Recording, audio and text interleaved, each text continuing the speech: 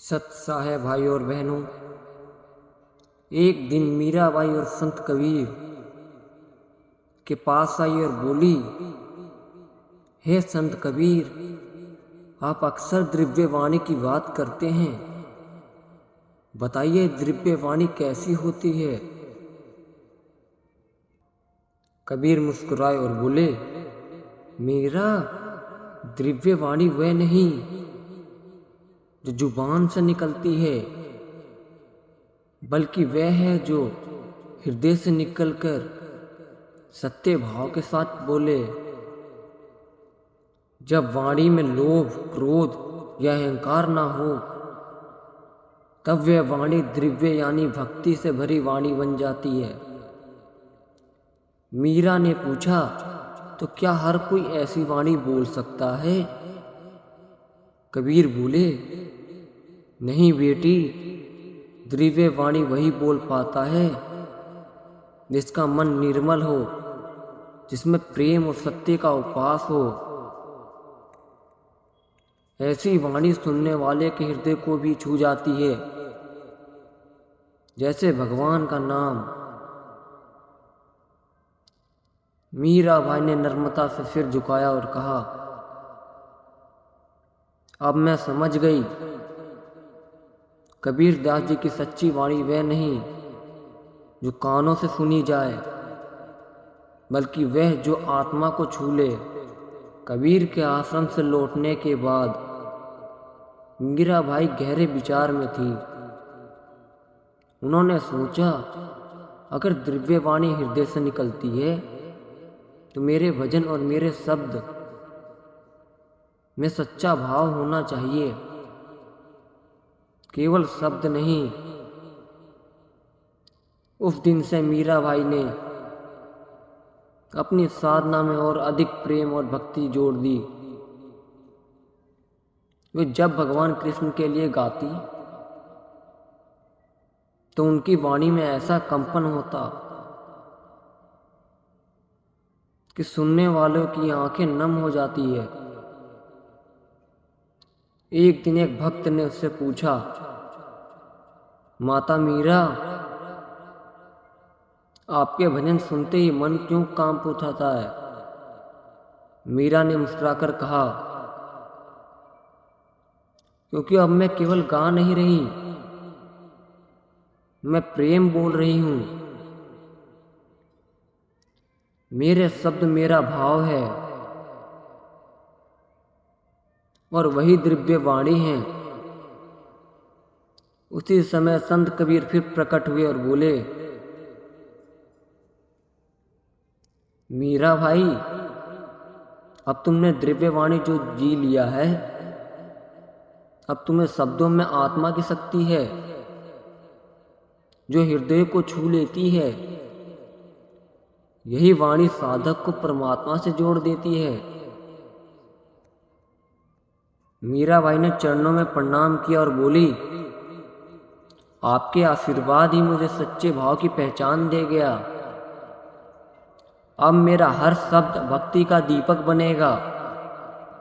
कबीर ने कहा, यह है वाणी का सच्चा उद्देश्य, किसी को चोट नहीं बल्कि चेतना देना।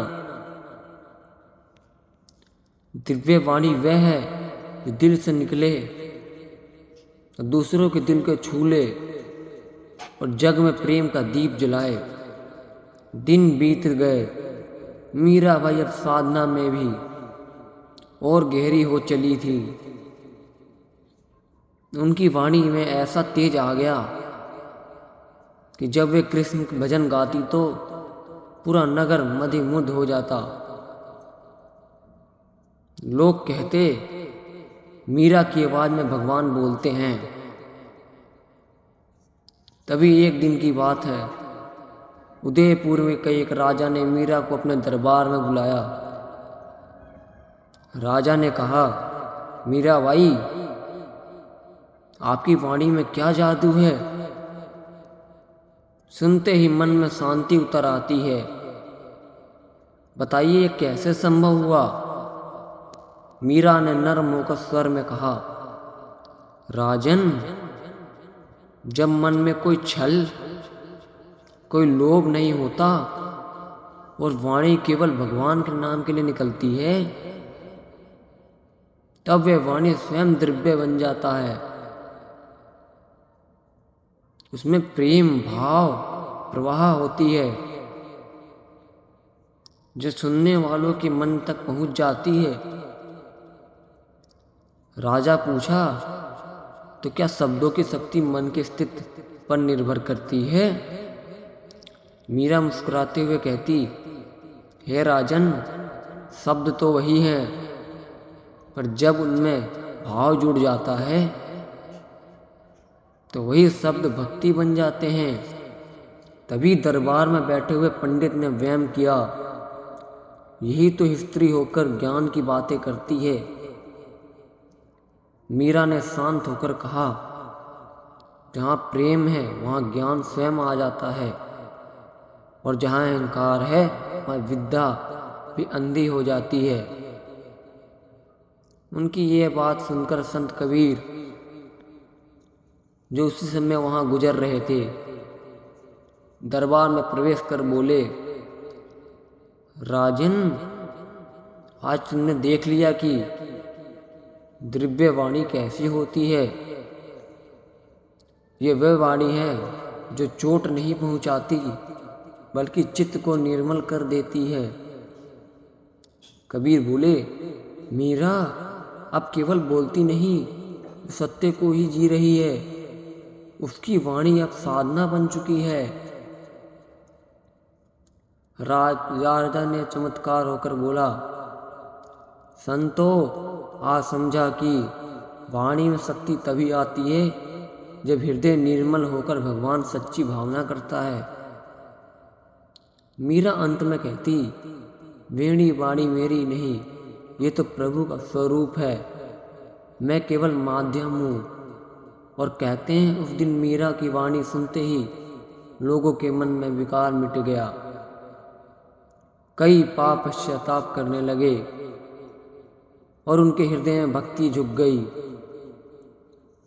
वाणी में तब तक चमत्कार नहीं आता जब तक उसमें प्रेम, सच्चाई और नम्रता ना हो, तभी वो दिव्य वाणी कहलाती है। कई वर्ष बीत गए। मीरा भाई और वृंदावन में अपना समय प्रभु भक्ति की साधना में व्यतीत करने लगी। हर दिन वह तुलसी के नीचे बैठकर मधुर भजन गाती। उनकी वाणी में इतनी मिठास थी कि पेड़ पौधे पक्षी, यहाँ तक कि नदियाँ भी जैसे थमक रही हो। एक दिन अचानक संत कबीर वहाँ पहुँचे। उनके चेहरे पर वही दिव्य तेज था, पर आंखों में मीरा के लिए प्रेम गर्व झलक रहा था। कबीर ने कहा, मीरा, अब बताओ, क्या तुम्हें दिव्य वाणी का सच्चा अर्थ समझ आ गया? मीरा मुस्कुराकर बोली, हाँ गुरुदेव, पहले मैं समझती थी कि वाणी शब्दों का खेल है। अब मैं जान गई कि ये आत्मा की तरंग है। जब मन में पूर्ण रूप से भक्ति डूब जाता है, तब हर शब्द अपने आप दिव्य कहलाता है। कबीर ने प्रसन्न होकर कहा, साधु, ये तो मैंने सिखाया था। जिस वाणी में अहंकार नहीं, ये प्रभु की वाणी बन जाती है, और जो अपनी वाणी से दूसरों के हृदयों में प्रेम जगाए, वही सच्चा साधक कहलाता है। मीराबाई ने पूछा, गुरुदेव, क्या दिव्य वाणी से संसार को दुख भी मिट जाते हैं? कबीर बोले, हाँ बेटी, जब कोई प्राणी वाणी प्रेम, करुणा और सत्य से भरे हो तो वह केवल कानों तक नहीं पहुंच जाती, ये आत्मा के भीतर तक उतर जाती है। ऐसी वाणी सुनने वाला अपने भीतर का देश, भय और भ्रम छोड़ देता है। यही है वाणी की साधना का फल। मीरा की आंखों में आंसू बहने लगे। उन्होंने कहा, गुरुदेव, अब मैं जान गई। अब वाणी भगवान के नाम से जुड़ती है तो वह केवल बोल ही नहीं सकती, वह प्रार्थना बन जाती है। कबीर ने आशीर्वाद दिया, मीरा, आज तुम्हारी वाणी नहीं, तुम्हारा संपूर्ण जीवन द्रव्य बन चुका है। अब तुम्हारी हर बात में वह दिव्य भक्ति शक्ति है जो आत्माओं को जागृत करती है। उस दिन के बाद मीरा की वाणी और भी मधुर हो शांत हो गई। लोग कहते थे, अब मीरा के शब्दों में कृष्ण बोलते हैं। उनकी वाणी सैकड़ों भटकी आत्माओं भक्ति के मार्ग पर खड़ा चलती है। वृंदावन की एक शांत संध्या थी। गंगा से आती ठंडी हवा में भक्ति की मिठास घुल रही थी। मीराबाई अपने छोटे से आश्रम में दीपक जलाकर भजन गा रही थी। उनकी वाणी में वैसी ही गहराई थी जैसे सागर में होती है। लोग दूर दूर से आते बस इतना सुनने के लिए, मीरा एक भजन एक पंक्ति का शब्द सुना दो, क्योंकि उनकी वाणी में वह शक्ति थी जो दुखी का मन शांत दे, थके हारे को आशा दे सके। एक दिन संत कबीर फिर उनके पास आए। वे वृद्ध हो चुके थे पर चेहरा वैसे उज्जवल था। मीरा ने दौड़कर उनके चरणों में प्रणाम किया। कबीर बोले, मीरा, अब तुम्हारी वाणी अमर हो चुकी है। ये अब केवल तुम्हारी नहीं रही, ये तो उस परम सत्य की ध्वनि बन चुकी है जो सदा जिया रहेगा। जिस वाणी में भक्ति, करुणा और प्रेम हो, वे मृत्यु से परे हैं। मीरा ने विनम्र स्वर से कहा, गुरुदेव, ये सब आपके आशीर्वाद से ही हुआ। आपने सिखाया कि वाणी का अर्थ केवल बोलना नहीं, बल्कि हर शब्द में भगवान को अनुभव करना है। कबीर मुस्कुराए, बेटी, अब तू सच्ची अर्थात साध्वी बन चुकी है। तेरी वाणी अब उन सभी के लिए दीपक बनेगी जो अंधकार में हैं। यह दिव्य वाणी है जो युगों तक लोगों के मार्ग दिखाएगी। इतना कहकर कबीर ने अपनी माला उतारी और मीरा के हाथों में रख दी। कहने लगे, अब तू बोल मीरा, तेरी वाणी में मेरा स्वर रहेगा। मीरा की आंखों में आंसुधार बहने लगे। उन्होंने माला को हृदय से लगाया और कहा, गुरुदेव, अब मेरे हर शब्द केवल प्रभु की महिमा के लिए होगा। अगर किसी के हृदय में मेरे भजन प्रेम जगेंगे तो साजूंगी आपकी वाणी और मुझसे जीवित है। कबीर ने अंतिम बार आशीर्वाद देते हुए कहा, जहाँ प्रेम की धारा बहेगी वहीं तेरी वाणी सुनेगी, और जहाँ लोग सत्य की खोज करेंगे वह उन्हें मीरा और कबीर दोनों के स्वर सुनाई देंगे। उस दिन के बाद कबीर चले गए, पर उनकी शिक्षा, उनकी दिव्य वाणी मीरा के भजनों में तो सदा गूंजती रही। कहते हैं, जब मीरा का भजन कहीं गूंजता है तो एक अदृश्य स्वर जाग उठता है। वहाँ कबीर का अंतिम समय आ गया था। तभी दिव्य वाणी वह कहलाती है जो मन को युगों युगों तक आवाज़ गूंजती रहे। लेकिन अब मीरा का मन धीरे धीरे भीतर से शांत की ओर खींचने लगा था। वह सोचती, जब वाणी भगवान से जुड़ सकती है, शायद मौन स्वर भगवान बन सकता है।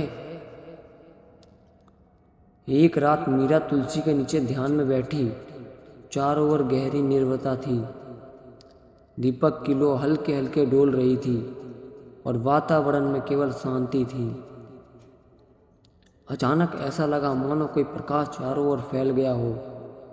उस प्रकाश में संत कबीर प्रकट हुए, पर इस बार उनके हाथों में कोई माला नहीं थी, कोई शब्द नहीं थे। उनकी आंखों में बस मौन की गहरी थी। कबीर मुस्कुराकर बोले, मीरा, तेरी वाणी अब पूर्ण हो गई है। अब वह समय जब शब्दों में आगे बढ़कर मौन हो जाना है, क्योंकि जब वाणी ईश्वर तक पहुंच जाती है तो मौन विलीन हो जाती है और वही सच्चा ज्ञान जन्म लेता है। गुरुदेव, क्या मौन की वाणी तरह बोलती है? कबीर बोले, हाँ बेटी, मौन वह वाणी है जो केवल आत्मा तक सुन सकती है। शब्द सीमित हैं और मौन अनंत है। जब हृदय से वाणी निकलकर मौन में घुल जाती है तब साधक ईश्वर के बीच कोई भेद नहीं रह जाता।